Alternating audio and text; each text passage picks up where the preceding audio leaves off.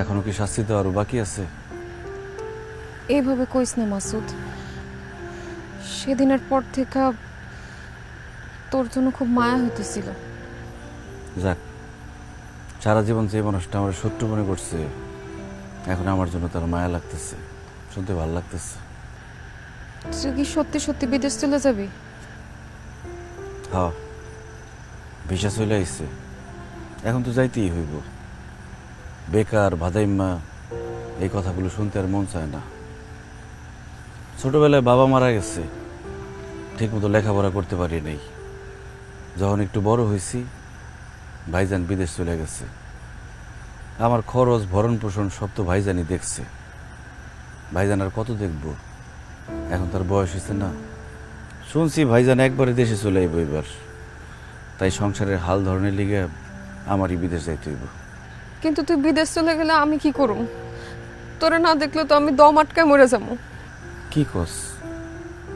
আমারে না দেখলে তুই তো আটকে মরে যাবি কেন?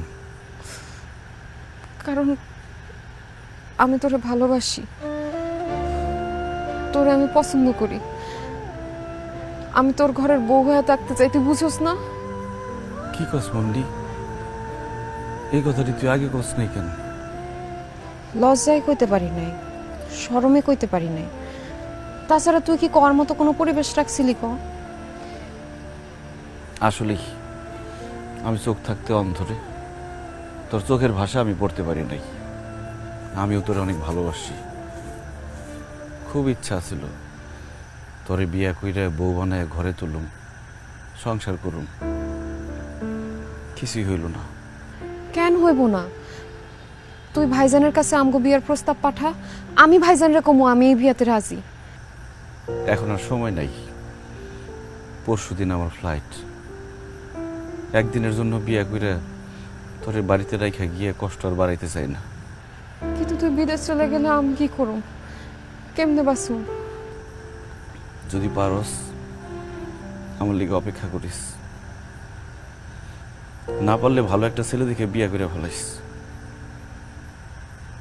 আসি রে, ভালো থাকিস, নিজের যত্ন নিস। মাসুদ,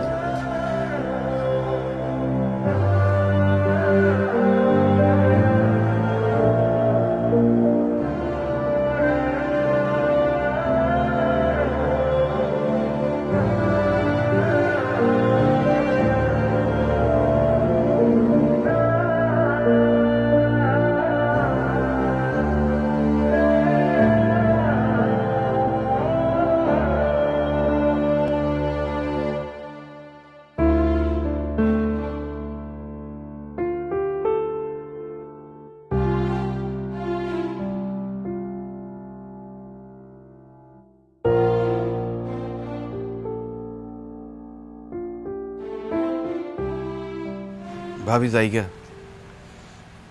আমার উপর কোনো রাগ অভিমান কষ্ট রাখো না। সারা জীবন তোমার অনেক জ্বালাইছি, তোমার কোনো কথা শুনি নাই, তোমার লোকে বেয়াদবি করছি। আমার মাফ করে দিও ভাবি। আমার তো মা বাপ নাই, তুমি আমরা সারা জীবন মায়ের মতো আগলে রাখছিলা, বাপের মতো শাসন করছো। আমি তোমার কাছে অনেক ঋণী থাকুম ভাবি।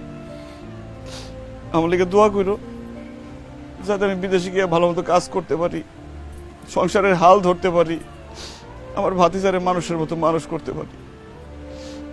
তোমার অনেক মিস করুম ভাবি, তোমার রান্না অনেক মিস করুম ভাবি।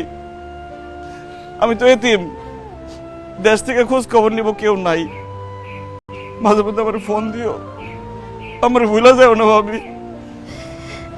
আরে ভাই রে মাসুদ, ও ভাই, ভাই তুই আমার কাছে দেবর আসিলি না, তুই তো আসিলি আমার কাছে সন্তান। আমি দেখছি আমার সন্তান তুই, সন্তানের মতো কত সময় কত কিছু শাসন করছি, তোর মনে কত কষ্ট দিছি ভাই, মাফ করে দিস।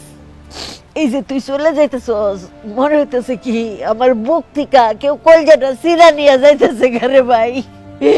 ভাই আমার দোয়া সব সময় তোর লগে আছে, সব সময় তোর লগে আছে, চিন্তা করিস না ভাই।